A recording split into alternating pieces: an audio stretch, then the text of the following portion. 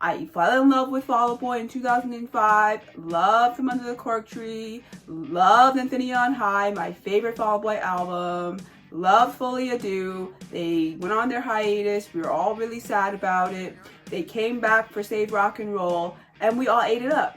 We ate it up. And the only reason that a lot of us even liked Save Rock and Roll at the time was because we were so hungry for new Fall Out Boy anything that we were willing to just eat that up. Like, it was just like, oh my gosh, Fall Out Boy are back. Like, we were all excited. Like, I remember when I found out Fall Out Boy were coming back. I was on my way to work. I was getting on the metro. And because I was working in DC at the time, and I was getting on the metro.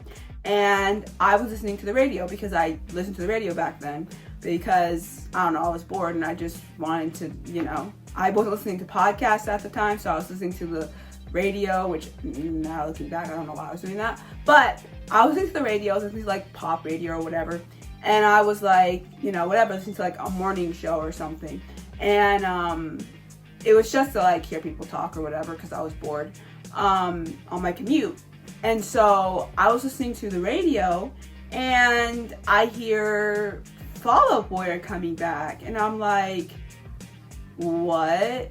And they had been on hiatus since 2009, 2010, and it was 2013 when they made this announcement. And I was like, what is going on? And it was because Fall Out Boy had done Save Rock and Roll all in private, all in secret, without telling anyone they were getting back together. And they just dropped it. They put out that they were putting out an album, they were getting back together, and then they just dropped the album. They put out singles, of course, but then they just dropped the album.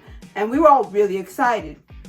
And so when they toured for that album, I was like, I have to go see Fall Out Boy live during this album cycle because this could be their last one. We never know when Fall Out Boy is just going to drop off the face of the planet, never make music again, and it's going to be, that's it. And because I didn't get to see them during their heyday, during, From Under the Cork Tree, Infinity on High, or Fully Ado, I missed out on a lot. So I was like, I can't miss out on seeing them during this album cycle. So I went to see them. They were wonderful. I also saw them 2 years later at this like free festival thing they had in DC for Global Citizen. They played that, so I got to see them then. And yeah, they were cool. They were cool for what it is.